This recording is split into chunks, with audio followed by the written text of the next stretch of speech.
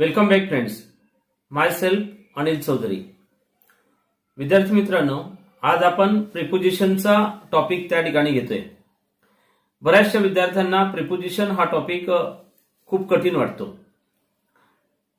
आपण फक्त त्या ठिकाणी 5वीच्या वर्गाचा विचार केला की जसे preposition on, in, at, to, over, above, तर प्राथमिक लेवलला जे फर्स्ट स्टेजला ज्याचे प्रिपोजिशनचे जे शब्द आहेत हे आपल्याला त्या ठिकाणी कळाल्यानंतर त्याचा अर्थ माहित होतो आणि तिथपर्यंतच त्या ठिकाणी प्रिपोजिशनचा उपयोग वाक्यामध्ये करता येतो. प्रिपोजिशन हा टॉपिक खूप सोपा आहे असं आपल्याला त्या ठिकाणी वाटतं, परंतु ज्या वेळेला 2 किंवा 3 ब्रॅकेटमध्ये दिलेले प्रिपोजिशन अगदी सेम अर्थाने त्या ठिकाणी असतात, त्यावेळेला आपण कन्फ्युज होतो की आता कोणतं प्रिपोजिशन आपल्याला वापरायला पाहिजे. जसं टू आणि ऍट दिलेलं असेल आपल्याला, किंवा इन आणि ऍट दिलेलं असेल, बिटवीन आणि अमंग दिलेलं असेल, ऑन, ओव्हर, अबव किंवा अंडर, बिलो, बिनीथ, अशा प्रकारचे ज्या वेळेला ब्रॅकेटमध्ये प्रिपोजिशन दिले जातात त्यावेळेला अनेक विद्यार्थ्यांचाच नव्हे तर खूप लोकांना त्या ठिकाणी कन्फ्युज होतात की कोणतं प्रिपोजिशन आधी आपण त्या ठिकाणी ॲक्युरेट पद्धतीने घेतलं गेलं पाहिजे. आणि प्रिपोजिशन वापरल्यानंतर बऱ्याचशा लोकांना हे कळत नाही की आपलं प्रिपोजिशन का चुकीचं आलं. तर आज आपण त्या ठिकाणी जो प्रिपोजिशनचा टॉपिक घेतोय हा विद्यार्थ्यांना जिथे कन्फ्युज करतात की कोणतं प्रिपोजिशनची जागा या वाक्यामध्ये आहे, हे ज्या वेळेला त्या ठिकाणी आपल्याला कळेल की प्रिपोजिशनचा डिटेल अभ्यास केला तर प्रत्येकाला प्रिपोजिशन हे प्रत्येक विद्यार्थ्याला प्रिपोजिशन अगदी योग्य पद्धतीने वाक्यामध्ये घेता येऊ शकतं. विद्यार्थी मित्रांनो, सर्वात प्रथम आपण त्या ठिकाणी बोलूया की प्रिपोजिशन म्हणजे काय. प्रिपोजिशन या शब्दामध्ये आपण जर 2 भाग केले तर तो त्या ठिकाणी शब्द मिळतो आपल्याला pre plus position. Pre plus position, pre म्हणजे काय? प्री म्हणजे आधी आणि पोझिशन म्हणजे जागा, प्लेस. तर विद्यार्थी मित्रांनो, प्रिपोजिशन वाक्यामध्ये घेताना त्या ठिकाणी आपल्याला त्याचा उपयोग कसा होतो किंवा प्रिपोजिशनची डेफिनेशन काय, what do you mean by preposition.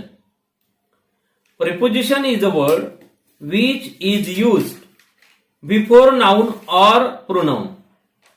Noun किंवा प्रोनाउन, नाम किंवा सर्वनाम याच्या आधी वाक्यामध्ये वापरला जाणारा जो शब्द असतो त्याला प्रिपोजिशन असं म्हणतात. त्या व्यतिरिक्त डेफिनेशनचा अर्धा भाग अजून बाकी आहे की नाउन आणि प्रोनाउनच्या आधी वापरलं म्हणजेच त्या ठिकाणी तो प्रिपोजिशन आहे असं नाही, तर तो इतर शब्दांशी जो संबंध नाउन आणि प्रोनाउनच्या आधी वापरलेला जो शब्द असेल त्याचा संबंध वाक्यातल्या इतर शब्दांशी जो त्या ठिकाणी दर्शवतो त्यावरतून आपण ओळखतो की हे वाक्यातलं प्रिपोजिशन आहे. मग प्रिपोजिशनची डेफिनेशन कशी आहे? Preposition is a word which is use before noun or pronoun and shows relation with another words is called preposition. त्याला आपण प्रिपोजिशन असं म्हणतो. विद्यार्थी मित्रांनो, प्रिपोजिशनच्या मदतीने वाक्यातला आपल्याला टाइम समजतो. म्हणजे टाइम दर्शवणारे प्रिपोजिशन वाक्यात असतात. प्लेस दर्शवणारे प्रिपोजिशन वाक्यामध्ये आपण त्या ठिकाणी घेतो. डायरेक्शन दर्शवणारे प्रिपोजिशन वाक्यामध्ये असू शकतात. म्हणजे प्रिपोजिशनच्या वाक्यामध्ये उपयोग केल्यानंतर आपल्याला टाइम समजतो, डायरेक्शन समजतं, प्लेस समजतं, लोकेशन, पोझिशन वाक्यातली कोणती आहे हे आपल्याला लक्षात येतं. आणि म्हणून आपण त्या ठिकाणी जे प्रिपोजिशन असेल आलेलं त्या प्रिपोजिशनला preposition of time, preposition of location, preposition of direction असं त्याप्रमाणे आपण त्याला डिवाइड करू शकतो, विभागता येईल आपल्याला. विद्यार्थी मित्रांनो, आपण एक्झाम्पलच्या मदतीने त्या ठिकाणी बघूया, चर्चा करूया की जसं एक्झाम्पल आहे she is in the class. She is in the class या वाक्यामध्ये प्रिपोजिशन जे आलेलं आहे ते इन आहे. आणि ते क्लासच्या आधी, म्हणजे क्लास हा शब्द नाऊन आहे, नाऊन किंवा सर्वनामाच्या आधी आलेला शब्द जो आहे तो आहे वाक्यातलं आर्टिकलच्या आधी असलेला शब्द आहे प्रिपोजिशन इन. आता हा इन शब्द काय करतो? She is dash dash the class. आता she is dash dash the class आपल्याला कंप्लीट मिनिंग मिळणार नाही जोपर्यंत आपण त्या ठिकाणी प्रिपोजिशन वाक्यात घेणार नाही. आणि प्रिपोजिशन घेतलं इन. शी हा शब्द प्रोनाऊन आहे. मग प्रोनाऊन आणि नाऊन यांच्यातलं, प्रोनाऊन आणि नाऊन किंवा अदर वर्ड्स जे असतील त्यांच्यातला जो संबंध दर्शवणारा शब्द असेल त्याला आपण प्रिपोजिशन असं म्हणतो. मग आता या वाक्यामध्ये she is in the class, in हा शब्द आपल्याला लोकेशन दाखवतो की जागा कोणती आहे. She is in the class, ती कुठे? इन द क्लास, म्हणजे क्लासच्या मध्ये आहे. सेकंड एक्झाम्पल पहा. The book is on the table. या वाक्यामध्ये टेबल हा शब्द नाऊन आहे आणि द बुक हा शब्द सुद्धा नाऊन आहे. वाक्यात दोन नाऊन दिलेले आहेत. टेबल आणि बुक हे नाऊन आहे. या दोन्ही शब्दांमध्ये काय रिलेशन आहे हा दर्शवणारा शब्द वाक्यातला आहे ऑन. मग बुकची पोझिशन कोणती आहे? तर टेबलाच्या वर आहे. म्हणजे पुस्तक हे त्या ठिकाणी टेबलाच्या खाली आहे, टेबलाच्या बाजूला आहे, की टेबलाच्या जवळ आहे, की टेबलाच्या वर आहे. मग हा शब्द आपल्याला अर्थ देणाऱ्या शब्द वाक्यातला आहे ऑन. मग ऑन हे प्रिपोजिशन आहे वाक्यातलं आणि तो नाऊन, दोन नाऊन मधलं रिलेशन आपल्याला दर्शवतोय.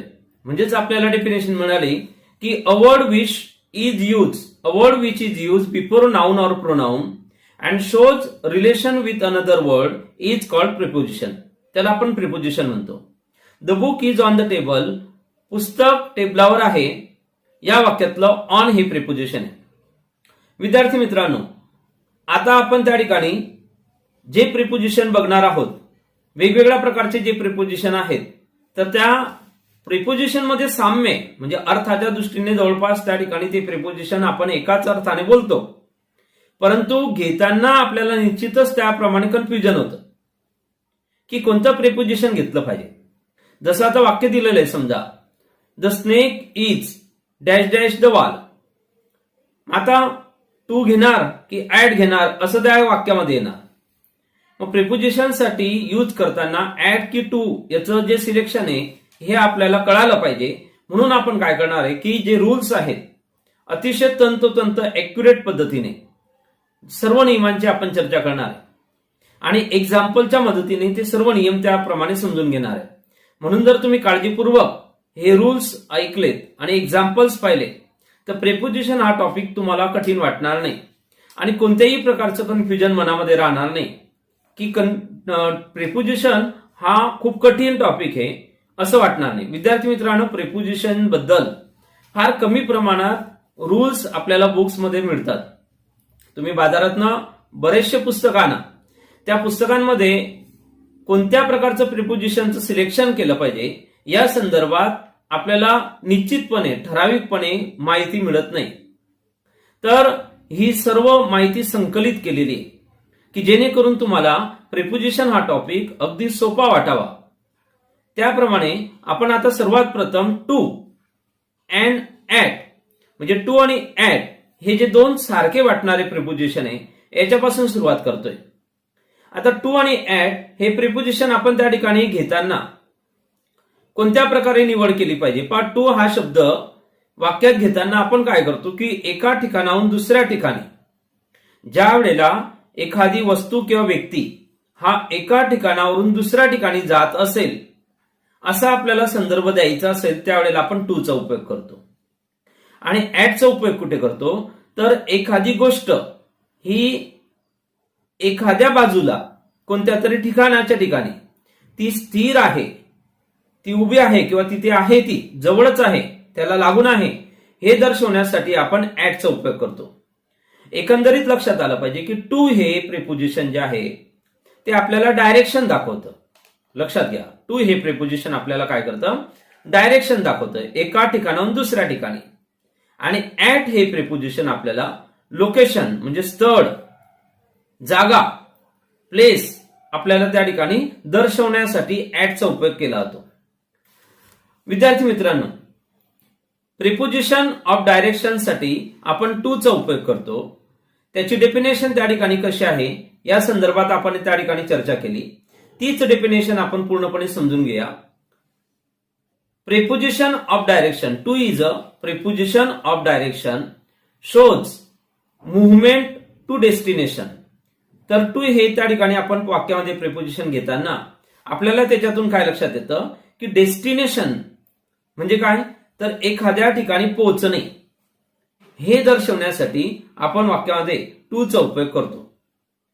To is use to indicate or to show किंवा to is use to indicate showing movement दर्शवण्यासाठी टू चा उपयोग केला जातो. And shows the result of the movement. आता जी मुवमेंट आहे, एका ठिकाणाहून दुसऱ्या ठिकाणी जाण्याची मुवमेंट आहे, त्याचं रिझल्ट काय, ते कोणत्या ठिकाणी जातंय किंवा त्याचं डेस्टिनेशन काय हे दर्शवण्यासाठी आपण वाक्यामध्ये टू चा उपयोग करतो.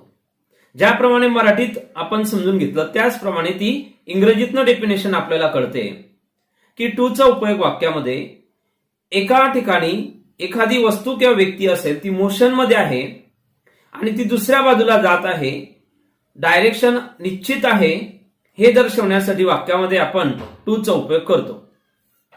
आता एक्झाम्पल्स पाहूया की ज्या एक्झाम्पलच्या मदतीने आपल्याला कळेल की टू चा उपयोग वाक्यामध्ये कसा केला जातो. फर्स्ट एक्झाम्पल आहे she is going to Pune. आता डॅश डॅश केलेलं असेल, she is going dash dash Pune. आता ऍट का टू असं सांगितल्यानंतर आपण अंदाज काहीतरी घेतो आणि वापरून टाकतो. परंतु प्रोनाऊन दिलेले शी किंवा एखादी व्यक्ती आहे, ती एक व्यक्ती एका ठिकाणाहून दुसऱ्या ठिकाणी जात आहे. गोईंग असं म्हटलेलं आहे. मग हा शब्द जो शब्द आहे गोईंग, तो आपल्याला मुवमेंट दाखवतोय, डेस्टिनेशन दाखवतोय, रिझल्ट दाखवतोय की कुठे जाण्याची क्रिया आहे. म्हणून आपण वाक्यामध्ये ऍट वापरणार नाही तर टू वापरणार आहे. She is going to Pune. They are coming dash dash me. आता पुन्हा एकदा कमिंग हा शब्द आपल्याला मुवमेंट दाखवतोय, एका ठिकाणून दुसऱ्या ठिकाणी जाण्याची क्रिया आहे. They are coming dash dash me. म्हणून आपण प्रिपोजिशन कोणतं घेणार, टू घेणार वाक्यामध्ये, तर ऍट घेणार नाही.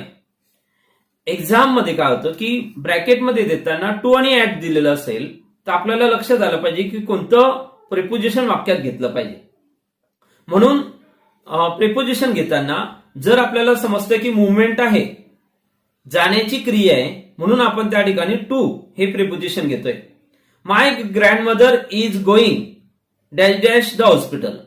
आता फक्त हॉस्पिटलचा विचार करून प्रिपोजिशन नाही घेणार, पूर्ण वाक्यामध्ये आपल्याला असं लक्षात येतं की my grandmother is going dash dash the hospital. म्हणून आपण त्याप्रमाणे प्रिपोजिशनची निवड करताना टू हे प्रिपोजिशन घेणार. The dog ran dash dash her. आता तो कुत्रा पळाला, रॅन या शब्दामध्ये पण आपल्याला मुवमेंट लक्षात येते, पुन्हा डेस्टिनेशन लक्षात येतंय, रिझल्ट आपल्याला कळतोय की कुठे जाण्याची क्रिया आहे. म्हणून आपण वाक्यामध्ये टू हे प्रिपोजिशन घेतलं. The dog ran to her याप्रमाणे. विद्यार्थी मित्रांनो, अगदी सोपी गोष्ट आहे की वाक्यात आपण प्रिपोजिशन घेताना जर याचे स्पेसिफिक काही जे रूल्स आहे, काही आयडियाज आहे, जर आपण क्लिअर करून घेतल्या तर निश्चितच आपल्याला अगदी योग्यपणे वाक्यामध्ये प्रिपोजिशन घेता येईल.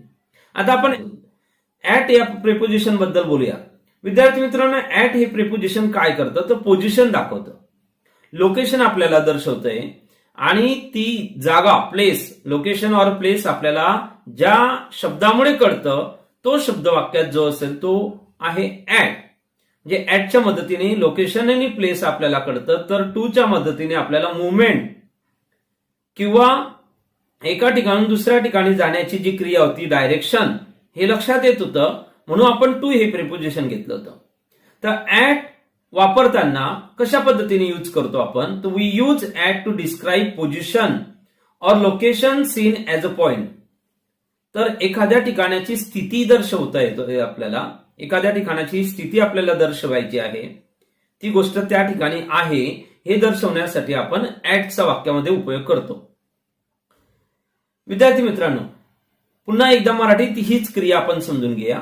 एखादी व्यक्ती किंवा वस्तू पोझिशनला आहे म्हणजेच काय, रेस्ट, थांबलेली आहे. ती व्यक्ती किंवा वस्तू त्या ठिकाणी थांबलेली आहे, एका ठिकाणून दुसऱ्या ठिकाणी जात नाही, तर ती त्या ठिकाणी थांबलेली आहे. हे जर आपल्याला दर्शवायचं असेल तर आपण ऍट या प्रिपोजिशनचा वाक्यामध्ये यूज करतो, वाक्यामध्ये त्या प्रिपोजिशनला घेतो. आता पुन्हा एकदा आपण एक्झाम्पल्स जर घेतले तर एक्झाम्पलच्या मदतीने आपल्याला कळेल की ऍट हे प्रिपोजिशन वाक्यामध्ये कसं घेतात. Ram is waiting dash dash the bus stop. Ram bus स्टॉपला आता काय करतोय, तर त्या ठिकाणी वाक्यात असं लक्षात येतंय की त्या बस स्टॉपला तो तिथे आहे, तिथे थांबलेला आहे, रेस्ट आहे, म्हणजे एका जागेवर आहे. एका जागेवर आहे म्हणून आपण ऍट घेतो, टू घेणार नाही. The Ram is waiting at the bus stop. त्याचप्रमाणे पुढचं एक्झाम्पल पहा. She is dash dash the corner. आता शी इज गोईंग म्हटलं असतं तर आपण टू घेतलं असतं, she is going to the corner. पण वाक्यामध्ये काय कळतंय आपल्याला की मुवमेंट नाहीये वाक्यात. मुवमेंट दर्शवणारा म्हणजे एका ठिकाणाहून दुसऱ्या ठिकाणी जाण्याची क्रिया दर्शवणारा शब्द वाक्यात नाहीये, म्हणून आपण काय करणार, वाक्यात ऍट हे प्रिपोजिशन घेणार. शी इज ऍट द कॉर्नर. ती कॉर्नरला त्या ठिकाणी आहे, म्हणून वाक्यातलं प्रिपोजिशन आपण सिलेक्ट केलं ऍट, टू नाही घेणार. विद्यार्थी मित्रांनो, आता पुढच्या प्रिपोजिशन बद्दल बोलूया की खरोखर आपल्याला कन्फ्युज होतं की या प्रकारचं प्रिपोजिशन कोणतं वाक्यामध्ये घेणार आहे हे आपल्याला जवळपास कळतच नाही. आणि ते प्रिपोजिशन आहे इन आणि ऍट, की ऍट आणि इन पैकी नेमका कोणता उपयोग वाक्यात केला पाहिजे. हे ज्या वेळेला ब्रॅकेटमध्ये दिलेलं असतं आणि सेंटेन्स दिलेलं असतं त्यावेळेला आपलं खूप कन्फ्युजन असतं. म्हणून सर्वात प्रथम आपण ऍट बद्दल बोलूया की ऍटचा वाक्यामध्ये उपयोग कसा केला तो. आता वरत्या जे काही त्या ठिकाणी आपण नियम पाहिले ते ऍट आणि टू चा पाहिलेला होता की ऍट आणि टू पैकी कोणतं सिलेक्शन करायचं. पण आता आपण इन ब्रॅकेटमध्ये इन आणि ऍट ब्रॅकेटमध्ये दिलेलं आहे की इन आणि ऍट पैकी कोणतं प्रिपोजिशन वाक्यात घेणार आहे. आता टू नाही, कारण वाक्य त्या प्रकारचं नसणार आहे. मग ऍट आणि टू चा उपयोग करताना जसा आपण त्या ठिकाणी नियम पाहिला त्याप्रमाणे ऍट आणि इनचा नियम आता पाहतोय. तर ऍटचा उपयोग कशासाठी करणार आहे हा एक पहिला भाग पाहिलेला आहे. आता दुसरा अजून रूल्स त्याप्रमाणे आहे. असे ऍटचे 2 किंवा 4, इनचे 2 किंवा 4 रूल्स आपल्याला त्याप्रमाणे कळत जाणार आहे. स्टेप बाय स्टेप आपण त्या ठिकाणी समजून घेतोय की at ease use for small places. ज्या वेळेला ब्रॅकेटमध्ये दिलेलं असेल की इन वापरा आणि ऍट वापरा त्यावेळेला ऍटचा उपयोग हा ज्या गोष्टी छोट्या आहे, स्मॉल प्लेसेस आहे, लहान जागा आहे, त्याच्यासाठी आपण ऍटचा उपयोग करतो. इनचा उपयोग हा मोठ्या गोष्टींसाठी उपयोग करतो. म्हणजे जसं स्ट्रीट असेल, रस्ता, कॉर्नर असेल, एखाद्या कोपऱ्यावर उभे, किंवा कॉलनी आहे, म्हणजे कॉलनी हा भाग त्या ठिकाणी शहराचा भाग आहे, तो लहान आहे हे दर्शवण्यासाठी आपण ऍटचा उपयोग करतो. At ease use for small places just like street, corner और कॉलनी हे दर्शवण्यासाठी मग ऍटचा उपयोग करतो. आणि त्याचप्रमाणे इनची डेफिनेशन आहे की in is use for large places. जे मोठे भाग असतील, लार्ज प्लेसेस असतील ते दर्शवण्यासाठी इनचा उपयोग करतात. मग सिटीज, शहर हा मोठा भाग आहे, किंवा कंट्रीज, देश हे मोठे, आणि लहान कोणते तर स्ट्रीट, कॉर्नर, कॉलनी लहान आहे त्याला ऍट वापरतोय. मोठे आहेत कंट्रीज, देश, स्ट्रीट, शहर हे इन ते प्रिपोजिशन घेतो आपण यांच्यासाठी. आता पुन्हा एकदा एक्झाम्पल्स बघूया की ज्या एक्झाम्पलच्या मदतीने आपल्याला कळेल की इन घ्यायचंय की ऍड घ्यायचंय. नियम कळलेला आहे. आता वाक्यात बघूया आपण की कोणत्या पद्धतीने त्याचा उपयोग केला पाहिजे. फर्स्ट एक्झाम्पल आहे we are dash dash the classroom. आता आपल्याला क्लासरूमची पोझिशन दर्शवायची आहे. तर क्लासरूमची पोझिशन दर्शवायची तर आपण वाक्यामध्ये घेणार इन. लोकेशन दर्शवतोय, इन हे वापरलं, इन द क्लासरूम. आता पुन्हा एकदा एक्झाम्पल पहा. I live dash dash Mumbai. ज्या वेळेला आपल्याला एखादं शहर किंवा देश दर्शवायचं असेल त्यावेळेला आपण काय करतो की प्रिपोजिशन इनचा उपयोग करतो. मग शहरासाठी इन वापरणार, देशासाठी सुद्धा इन वापरायचं आपण रूल्स पाहिलेला आहे. I live dash dash Mumbai, in Mumbai असं म्हणणार आहे आपण. त्यानंतर ऍटचा उपयोग करणार नाही. आय लिव्ह ऍट मुंबई असं म्हणणार नाही की ऍट हे स्मॉल प्लेसेस साठी वापरलं जात आहे. I live dash dash Shiv colony dash dash Jalgaon. आता या वाक्यामध्ये काय करणार आपण की जळगाव हा शहराचा भाग आहे, तो मोठा आहे म्हणून इन वापरणार. शहर आहे, बिग प्लेसेस दर्शवतोय म्हणून इन वापरणार. आणि जळगावचा एक भाग हा शिव कॉलनी आहे. जसं कॉलनी असेल कोणती तरी, गणेश कॉलनी असेल, शिव कॉलनी असेल, इंद्रप्रस्थ नगर असेल, तर हे दर्शवण्यासाठी, लहान प्लेसेस दर्शवण्यासाठी आपण काय करतोय, ऍट वापरणार. I live dash dash Shiv colony dash dash Jalgaon. In ब्रॅकेटमध्ये इन आणि ऍट दिलेलं असेल तर आपण त्याप्रमाणे इन जळगाव म्हणणार आहे. जळगावचा भाग शिव कॉलनी आहे म्हणून आपण ऍट वापरणार. कारण शिव कॉलनी हा जो प्लेस आहे, छोटासा भाग आहे, हा जळगावमध्ये, म्हणून आपण म्हणताना शिव कॉलनी इन जळगाव आणि त्याच्या आधी शिव कॉलनीच्या आधी ऍट वापरलं, स्मॉल प्लेसेस म्हणून. माय फ्रेंड, आता नेक्स्ट एक्झाम्पल पहा. My friend is dash dash canteen in the college. आता कॉलेज खूप मोठा भाग आहे असं नाही, परंतु वाक्यामध्ये देताना कॅन्टीन आणि कॉलेज हे दोन त्या ठिकाणी प्लेसेस दिलेले. वरच्या वाक्यामध्ये आपण काय केलं की जळगाव आणि शिव कॉलनी हे दोन प्लेसेस दिलेले होते आणि आपल्याला प्रेपोजिशन घ्यायचं होतं. तर त्याप्रमाणे खालचं जे एक्झाम्पल दिलेलं आहे, या एक्झाम्पल मध्ये काय आलं की कॅन्टीन आणि कॉलेज. आता आपण काय म्हणणार की दोघंही स्मॉल प्लेसेस आहे का, पण कॉलेज हा भाग कॅन्टीन पेक्षा मोठा आहे आणि कॅन्टीन हा कॉलेजचा एक पार्ट आहे. मग कॅन्टीनच्या आधी आपण काय वापरणार, ऍट वापरणार. आणि कॅन्टीन हे कॉलेजमध्ये म्हणून आपण कॉलेजच्या आधी इन वापरणार. मग आपलं आन्सर त्या ठिकाणी तयार होईल. My friend is at canteen in the college. याप्रमाणे उत्तर आलं पाहिजे. नेक्स्ट एक्झाम्पल पहा. The beggar was standing dash dash the main gate. वाक्यामध्ये काय करणार की मेन गेटच्या आधी प्रिपोजिशन घेतोय आपण ऍट, कारण तो एक छोटासा भाग आहे आणि तो टेम्पलचा भाग आहे. मग टेम्पलचा एक पार्ट मेन गेट आहे, लहान भाग आहे म्हणून आपण ऍट हे प्रिपोजिशन त्या ठिकाणी घेतलं. पुढचं उदाहरण बघा. The buses were coming dash dash the bus stand. आता कॉर्नर असेल, एखादा स्ट्रीट असेल, याच्यासाठी ऍट वापरतो आपण. त्याप्रमाणे या वाक्यात सुद्धा ऍटचा उपयोग केलेला आहे. तर जे कन्फ्युजन तुमच्या मनामध्ये, जी गोंधळाची स्थिती मनामध्ये होते की कोणत्या प्रकारचं प्रिपोजिशन वाक्यात घेतलं पाहिजे, त्या संदर्भातला हा रूल लक्षात ठेवायचा आहे. विद्यार्थी मित्रांनो, आता आपण पुढचे प्रिपोजिशन बद्दल बोलूया आणि ते प्रिपोजिशन आहे ऍट, ऑन आणि इन. तर जी चर्चा आतापर्यंत आपण ऍट आणि इन ची केली किंवा टू आणि ऍट ची केली, आता त्याच प्रकारची चर्चा ही इन आणि ऍट ची आहे, परंतु हे टाइम दर्शवणारे प्रिपोजिशन आहे. म्हणजे स्टेप बाय स्टेप आपण जर त्या ठिकाणी सगळे रूल्स लक्षात घेतोय, त्याप्रमाणे सर्वचे सर्व रूल्स एका प्रिपोजिशनसाठी कोणकोणत्या प्रकारचे आहे हे आपल्याला निश्चितपणे लक्षात राहते. आणि ब्रॅकेटमध्ये दिल्यानंतर त्या प्रकारचं प्रिपोजिशन कोणतं घ्यायला पाहिजे हे तुम्हाला याच्यातून कळून जाईल. आता ऍट, ऑन, इन हे खूप महत्वाचे प्रिपोजिशन आहे आणि त्याचा वाक्यामध्ये उपयोग करताना कशा पद्धतीने केला गेला पाहिजे, म्हणजे टाइम दर्शवणारे प्रिपोजिशन आहे आणि टाइम दर्शवणारे प्रिपोजिशन तिघचे तिघ ऍट, ऑन, इन आहेत. याचे स्पेसिफिक अगदी ठरलेले रूल्स आहेत, नियम आहे. हे जर तुम्ही व्यवस्थितपणे लक्षात ठेवले तर कोणत्याही वाक्यामध्ये तुमच्याकडनं प्रिपोजिशन चुकवीने लिहिलं जाणार नाही. जसं महिना असेल, वर्ष असेल, वेळ असेल किंवा त्या ठिकाणी तास असेल, दिवस असेल, तर याप्रमाणे कोणत्या ठिकाणी ऍटचा उपयोग केला पाहिजे, ऑनचा केला पाहिजे आणि इनचा उपयोग केला पाहिजे हे आपल्याला त्या ठिकाणी समजून घ्यायचं आहे. विद्यार्थी मित्रांनो, ऍटचा उपयोग हा एखाद्या वेळेला आपल्याला एक्झॅक्ट टाइम दाखवायचा आहे, वेळ दाखवायची, जी मिनिटमध्ये आणि तासांमध्ये असेल. म्हणजे मिनिट आणि तासांमध्ये असलेला वेळ, टाइम दर्शवण्यासाठी आपण ऍटचा उपयोग करतात. आपण एक्झाम्पल पण पाहणार आहे की ज्याच्या मदतीने आपल्याला कळेल. तर इनचा उपयोग कुठे करतो वाक्यामध्ये आपण?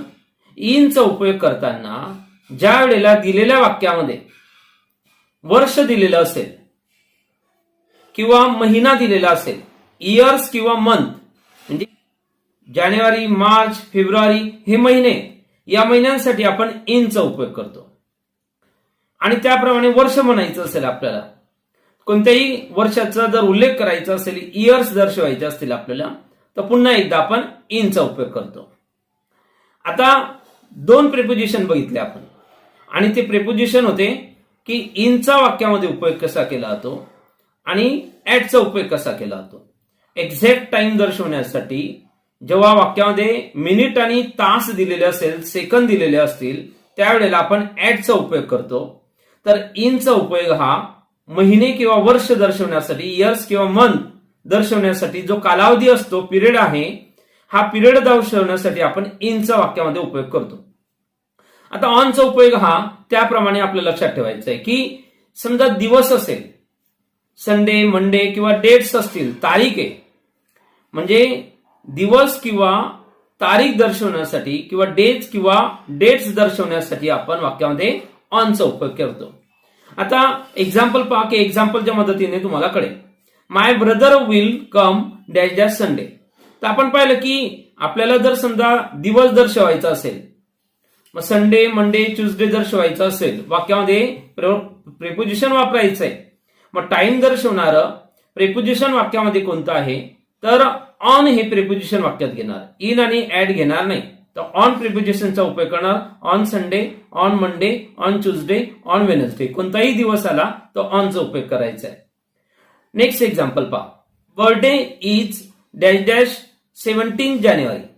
आपण पाहिलं की आपल्याला डेट दर्शवायची असेल, तारीख, तर तारीखसाठी सुद्धा आपण ऑनचा उपयोग करतो. म्हणजे तारीख दर्शवण्यासाठी, डे किंवा डेट्स हे दर्शवण्यासाठी आपण ऑनचा उपयोग करतो.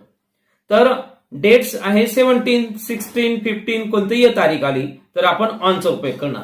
माय birthday is on 17 January. His exam was dash dash August. आता ऑगस्ट मध्ये परीक्षा आहे, तर ऑगस्ट हा शब्द आपल्याला पिरियड दर्शवतोय. तर ऑगस्ट काही एकच दिवस नाही, जसं संडे म्हटलं तर एकच दिवस एक, पण ऑगस्ट मध्ये कालावधी आहे, पिरियड दर्शवतोय. मग फर्स्ट डेट पासून तर पूर्ण महिन्याच्या शेवटपर्यंतचा कालावधी, त्या कालावधीमध्ये एक्झाम आहे म्हणून आपण त्याप्रमाणे प्रिपोजिशन घेतोय in. His exam was in August. जर या पद्धतीने तुम्ही लक्षात ठेवलं तर कधीही विसरणार नाही की प्रिपोजिशन आपण कोणतं घेतलं पाहिजे. म्हणजे महिन्यांसाठी आपण इन घेतोय, in August, in January, in February, in March. त्याचप्रमाणे वर्ष दर्शवायचं आपल्याला, मंथ और इयर. आता इयर कसं तयार होतं, फ्रॉम जानेवारी टू डिसेंबर पर्यंत 12 महिन्यांचा कालावधी जेव्हा पूर्ण होतो त्यावेळेला ते पूर्ण इयर तयार होतं. मग ते 1990 असेल, 1999 असेल किंवा 1992 असेल, 2020 असेल, तर मोठा कालावधी आहे. मग मोठा कालावधी दर्शवण्यासाठी आपण इनचा उपयोग करतोय. I pass the exam in 1990. तर इन हे प्रिपोजिशन आपण या ठिकाणी घेतलं पाहिजे. आता पण लक्षात आलं पाहिजे की डे आणि डेट्स साठी आपण ऑन घेतोय, मंथ आणि इयर साठी आपण इन घेतोय. नेक्स्ट एक्झाम्पल पहा. We go to the school dash dash 10 o'clock. आता 10 o'clock हा टाइम आहे. एक्झॅक्ट ज्या वेळेला आपल्याला टाइम दर्शवला जातो त्यावेळेला टाइम साठी आपण म्हणजे मिनिट, सेकंद आणि हवर, तास, तर यांच्यासाठी आपण ऍटच प्रिपोजिशन घेतो. We go to the school at 10 o'clock, at 9 o'clock, at 7 o'clock, at 6 o'clock. याप्रमाणे ऍटचा उपयोग केला जातो. You can meet me dash dash 7 o'clock. आत्ताच पाहिलं की आपण टाइमसाठी, एक्झॅक्ट टाइमसाठी आपण ऍटचा उपयोग करतोय, ऍट 7 o'clock असं म्हणणार. नेक्स्ट एक्झाम्पल पहा विद्यार्थी मित्रांनो. I took T dash dash the morning. आता मॉर्निंग हा पण आपल्याला कालावधी पिरियड दाखवतोय. मॉर्निंग केव्हा सुरू होते आणि केव्हा संपतं हा एक पिरियड आहे. मग कालावधी दर्शवण्यासाठी आपण जसं इयर आणि मंथ यांच्यासाठी इन वापरलेलं होतं त्याप्रमाणे मॉर्निंग साठी सुद्धा आपण इन वापरणार. इन द मॉर्निंग म्हटलं त्याप्रमाणे इन द इव्हिनिंग पण येणार. मग I took tea in the morning. They went to, लक्षात घ्या, they went to Kashmir dash dash summer. आता समर हा आपल्याला उन्हाळा दर्शवतोय, हा पूर्ण कालावधी दर्शवतोय की उन्हाळा सुरू होण्याचा जो कालावधी आहे तो आपल्याला माहिती आहे की कोणत्या महिन्यापासून तर कोणत्या महिन्यापर्यंत समर वेकेशन असतं. मग हा मोठा कालावधी आहे. हा टाइम दर्शवणारा जो प्रिपोजिशन वाक्यात घेताना आपल्याला पूर्ण पिरियड दर्शवायचा आहे आणि म्हणून वाक्यामध्ये इन हे प्रिपोजिशन घेणार. They went to Kashmir in summer. In वापरणार, ऑन वापरणार नाही किंवा आपण ऍट वापरणार नाही. तर एकंदरीत कोणत्या प्रकारचं प्रिपोजिशन वाक्यामध्ये किंवा घेतलं पाहिजे आपण त्याची चर्चा सगळी रूल्सच्या मदतीने पाहिलेली आहे. एकदा पुन्हा एकदा संक्षिप्त स्वरूपामध्ये की तुम्हाला क्ल्यू आहे की ते लक्षात ठेवायचे आहे की एक्झॅक्ट प्रिपोजिशन कोणतं त्याप्रमाणे वापरायचं आहे. हे जर या ठिकाणी या क्ल्यूच्या मदतीने लक्षात ठेवलं तर तुम्ही पुन्हा एकदा कधीही विसरणार नाही की टाइम दर्शवणारे 3 प्रिपोजिशन जे आहेत की ऑन, इन आणि ऍट ते कसे वापरायचे ते बघा. जसं आपण म्हटलं संडे तर कोणताही दिवस आला, संडे, मंडे, ट्युजडे ऑन वापरणार. जर डेट दर्शवायची आपल्याला कोणतीही तारीख आली तर आपण ऑन वापरतो. ऑन 17, ऑन 15, ऑन 16 याप्रमाणे. Of January. बर्थडे म्हणायचं आपल्याला ऑन माय बर्थडे, त्यासाठी आपण ऑनच वापरतो. पुन्हा एकदा महिने आणि वर्ष, सेंचुरी, शतक हे बी आपल्याला मोठा कालावधी आहे. म्हणजे महिना, वर्ष, सेंचुरी मोठा कालावधी दर्शवण्यासाठी आपण इनचा उपयोग करतो. तर इन त्या ठिकाणी लक्षात ठेवायचं आहे. एक्झॅक्ट टाइम दर्शवायचं असेल तर आपल्याला ऍटचा उपयोग करायचा आहे. At 7 o'clock, at 6 o'clock, at 5 o'clock या वीकेंड याप्रमाणे. इनचा उपयोग करायचा असेल वाक्यात तर इनचा उपयोग पुन्हा एकदा आपण वरती पाहिल्याप्रमाणे कालावधी दर्शवण्यासाठी इनचा उपयोग करतो. In the morning, in the evening, in the afternoon या तिघांसाठी आपण इनचा उपयोग करणार आहे. नाईट म्हणताना इन द नाईट म्हणतो आपण, परंतु द नाही आर्टिकल घ्यायचं असेल तर आपण डायरेक्टली ऍट नाईट असं वापरलं जातं. हे पण लक्षात ठेवा. त्याप्रमाणे in rainy season, in summer vacation, त्याचप्रमाणे इन विंटर. कालावधी आहे, कालावधी दर्शवण्यासाठी इनचा उपयोग करतात. तर संक्षिप्त स्वरूपात पुन्हा एकदा इनचा उपयोग हा जो मोठा भाग आहे, जसं आपण त्या ठिकाणी पाहिलं की टाइम दर्शवण्यासाठी आपण वर्ष, महिना, शतक ज्याला आपण त्याप्रमाणे म्हटलं इयर, मंथ आणि सेंचुरी इनचा उपयोग करतो. तर त्याप्रमाणे मोठा भाग कोणता होता तर शहर, देश यासाठी आपण इनचा उपयोग करत होतो आणि तिथे ऍटची चर्चा केलेली होती आपण. जे लोकेशन, स्थळ दर्शवण्यासाठीचा विषय आपण आधी घेतलेला आहे. दोघांचं एकत्रीकरण केलेलं आहे की इन हे आपण मोठ्या गोष्टींसाठी वापरतोय थोडक्यात. ऍट हे लहान गोष्टींसाठी वापरतोय. तर जसं इन मोठं शहर म्हटलं तर इनचा उपयोग केला आणि महिना किंवा वर्ष म्हटलं तर त्या ठिकाणी इनचा उपयोग केला. ऍटचा उपयोग करताना एखादा कॉर्नर, कॉलनीचा उपयोग करतो. त्यासाठी आपण कॉर्नर किंवा कॉलनी दर्शवायचं असेल, स्मॉल प्लेसेस आहे ते दर्शवण्यासाठी आपण ऍटचा उपयोग केला. त्याप्रमाणे वर्ष महिन्याचा भाग असतो टाइम, ज्याला आपण म्हणतो एक्झॅक्ट टाइम, एक्युरेट. त्याप्रमाणे आपण 7 o'clock, 6 o'clock. तर लहान भाग, रस्ता, कॉर्नर त्यांच्यासाठी आपण ऍटचा उपयोग करतो. आणि ऑनचा उपयोग हा दिवस हे दर्शवण्यासाठी केला जातो. हे संक्षिप्त स्वरूपात क्ल्यूज मध्ये आपल्याला दिलंय, ते तुम्ही लक्षात ठेवायचं आहे. विद्यार्थी मित्रांनो, आता पुढच्या प्रिपोजिशन बद्दल बोलतोय आपण, इन आणि इन टू. तर हे दोघेही प्रिपोजिशन पुन्हा एकदा आपल्याला कन्फ्युज करतात की वाक्यात कोणत्या प्रकारचं प्रिपोजिशन घेतलं पाहिजे. तर इन आणि इन टू हे दोघेही प्रिपोजिशन आपल्याला सेंटेन्स मध्ये प्लेस आणि लोकेशन दर्शवतं. स्थळ, ठिकाण हे दर्शवण्यासाठी आपण इन आणि इंटूचा उपयोग करतो. पण इंटूचा उपयोग कसा करतो की ज्या वेळेला एखादी व्यक्ती किंवा वस्तू एका ठिकाणाहून दुसऱ्या ठिकाणी मोशन मध्ये म्हणजे चलस्थितीत आहे, हालचाल आहे, मुवमेंट आहे, बाहेरून आत आहे, ही स्थिती दर्शवण्यासाठी आपण वाक्यामध्ये इंटूचा उपयोग करतो. जे बाहेरून आत येत असेल एखादी वस्तू किंवा व्यक्ती ते दर्शवण्यासाठी आपण इंटूचा उपयोग करतो. आणि इंटूचा जो उपयोग आहे हा वाक्यामध्ये मोशन किंवा मुवमेंट दर्शवण्यासाठी केला जातो. हे तुम्ही सर्वांनी लक्षात ठेवायचं आहे. Things or person in motion, motion मध्ये चलस्थितीत आहे हे दर्शवण्यासाठी इंटूचा उपयोग करतात. आता ज्याप्रमाणे इंटूचा उपयोग आपण समजून घेतला त्याच्या अपोजिटला इनचा उपयोग आहे की इनचा उपयोग हा एखादी व्यक्ती किंवा वस्तू ही स्थिर स्वरूपात आहे, एकाच ठिकाणी आहे, ती आतमध्ये. Things or person in a rest position म्हणजे ती स्थिर आहे, तिथे थांबलेली आहे किंवा त्याच्या आतमध्ये एखादी वस्तू आहे, हे दर्शवायसाठी आपण वाक्यामध्ये इनचा उपयोग करतो.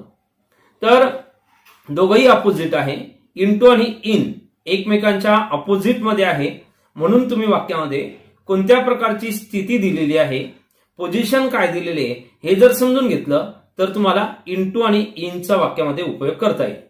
विद्यार्थी मित्रांनो, एक्झाम्पल्स पाहूया की ज्या मदतीने तुम्हाला कळेल की आपण वाक्यामध्ये ब्रॅकेटमध्ये दिल्यानंतर इन आणि इंटू कोणतं घ्यायला पाहिजे. जसं एक्झाम्पल दिलंय पहा, Sachin was going dash dash the room. आता फक्त आपण जर असं वाचून घेतलं की डॅश डॅश द रूम तर आपल्याला काय वाटतं की इन द रूम असं आपण त्या ठिकाणी म्हणणार नाही. तर वाक्यात जे नाऊन दिलेलं आहे रूम आणि सचिन हा एक नाऊन आहे, या दोघांची स्थिती आपल्याला पाहिजे, पोझिशन पाहिजे की ती पोझिशन कोणती आहे आणि ती पोझिशन कोणती आहे हे समजून घेण्यासाठी त्या वाक्यामध्ये मुव्हमेंट दिलेली आहे की एका ठिकाणून दुसऱ्या ठिकाणी जाण्याची क्रिया आहे, बाहेरून आत जाण्याची क्रिया आहे. सचिन वॉज गोइंग, सचिन जात होता आणि ती क्रिया dash dash the room, room मध्ये आहे. मग जाण्याची क्रिया बाहेरून आत आहे हे दर्शवायचं असेल तर आपण इन वापरणार नाही, इंटू वापरणार. Sachin was going into the room. Next example पहा, पुन्हा त्याच स्वरूपाचं वाक्य आपल्याला दिलेलं आहे, Sachin was dash dash the room. आता ऑलरेडी सचिन रूम मध्ये आहे, Sachin was dash dash the room. Going आलं तर वाक्यामध्ये आपण इंटू घेतलं, कमिंग आलं तर इंटू घेतोय, परंतु वाक्यामध्ये या दिलेल्या सेंटेन्समध्ये सचिन हा त्या रूम मध्ये ऑलरेडी आहे, मग रेस्ट पोझिशन मध्ये आहे, थांबलेला आहे हे वाक्यामध्ये दर्शवायचं असेल तर आपण वाक्यात इनचा उपयोग करणार. Sachin was in the room. अगदी सोपी गोष्ट आहे, दोघंही एक्झाम्पल सारखे दिसत आहेत त्याप्रमाणे. She is dash dash the hospital. आता ती हॉस्पिटलमध्ये आहे, या वाक्यामध्ये काय आलं की इनचा उपयोग करणार, शी इज इन द हॉस्पिटल याप्रमाणे.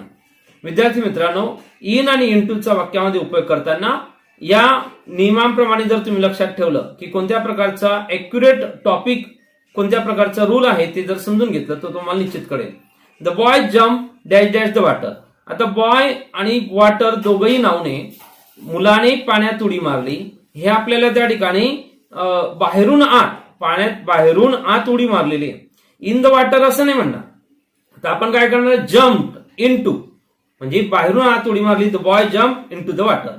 तर याप्रमाणे पोझिशन काय ती वाक्यातली स्थिती समजली पाहिजे की मुलगा पाण्यात बाहेरून उडी मारतोय, the boy jump into the water. The boy was in the water. आता या वाक्यामध्ये काय फरक आहे की मुलगा ऑलरेडी पाण्यात आहे म्हणून आपण इन घेतलं. तर रेस्ट पोझिशन आहे, स्थिर आहे हे दर्शवण्यासाठी आपण इनचा वाक्यामध्ये उपयोग केला. नेक्स्ट एक्झाम्पल पहा, ही केम डॅश डॅश द रूम. तो रूम मध्ये आला. आता पुन्हा एकदा येण्याची क्रिया आहे, मुवमेंट आहे म्हणून आपण इंटूचा उपयोग करणार. मुवमेंट नसेल, रेस्ट असेल तर इनचा उपयोग करतो. आता बिटवीन आणि अमंग हे दोघेही प्रिपोजिशन जर आपल्याला कळाले आणि त्याचा उपयोग वाक्यामध्ये कोणत्या ठिकाणी कसा करायचा हे जर त्याप्रमाणे समजलं तर हाही टॉपिक तितकाच सोपा आहे. बिटवीन हा शब्द वाक्यात घेताना दोन व्यक्ती किंवा वस्तूच्या मध्ये, दोन लक्षात ठेवा, टू असेल कोणत्या तरी घटक त्यांच्यामध्ये आहे हे दर्शवण्यासाठी बिटवीनचा उपयोग करता. तर अमंगचा वाक्यामध्ये उपयोग करताना समूह असेल म्हणजे दोनापेक्षा जास्त, समूहामध्ये एखादी गोष्ट आहे हे दर्शवण्यासाठी आपण अमंगचा उपयोग करतो. प्लेस आणि पोझिशन दर्शवणारे दोघंही आहे, म्हणजे स्थिर पोझिशन, पोझिशन प्लेस दर्शवते, जागा दर्शवते, म्हणून बिटवीन आणि अमंगचा वाक्यामध्ये उपयोग केला जातो. बिटवीनचा उपयोग करताना दोन व्यक्ती, वस्तू यांचा काहीतरी संदर्भ दर्शवायचा असेल तर आपण बिटवीनचा उपयोग करतो. Between is use for two person and things. Among is use for more than two persons or things. दोनापेक्षा जास्त व्यक्ती, वस्तू असतील हे आपल्याला वाक्यात संदर्भ दर्शवायचा असेल तर अमंगचा उपयोग करतात. Among is use for groups. आपण ग्रुपसाठी अमंगचा उपयोग करतो. एक्झाम्पल पहा, the boy was standing dash dash Radha and Meena. आता मुलगा उभा होता असं अर्ध वाक्य, the boy was standing. Radha आणि मीना टू पर्सन्स आहे, दोन व्यक्ती आहे, दोन व्यक्तींच्या मध्ये तो उभा आहे. मग दोन असेल तर बिटवीनचा उपयोग करतो, सरळ नियम आहे. The boy was standing between Radha and Meena. Next example पहा, the boy was standing dash dash boys. जवळपास वाक्यावरच्या प्रमाणे सारखं आहे, द बॉय वॉज स्टँडिंग, परंतु शेवटी जे शब्द दिले ते बॉईज. आता प्लुरल आहे, किती मुलं आहे ते माहित नाही, दोनापेक्षा जास्तच आहे म्हणून प्लुरल बॉईज शब्द त्या ठिकाणी घेतलेला आहे. मग समूह असेल, ग्रुप असेल, दोनापेक्षा जास्त आहे दर्शवायचं तर आपण अमंग वापरतो, बिटवीन वापरणार नाही. The boy was standing between boys असं म्हणणार नाही तर म्हणणार among boys. The temple is hidden dash dash trees. पुन्हा एकदा एक मंदिर आहे ते झाडांमध्ये झाकलेले आहे. आता 2 झाड एकात नाही तर ट्रीज आहे, किती माहित नाही, प्लुरल आहे, मग 2पेक्षा जास्त आहे, म्हणून आपण या वाक्यामध्ये पुन्हा एकदा अमंग म्हटलं आणि वाक्य पूर्ण केलं. My house is between the bank and the shop.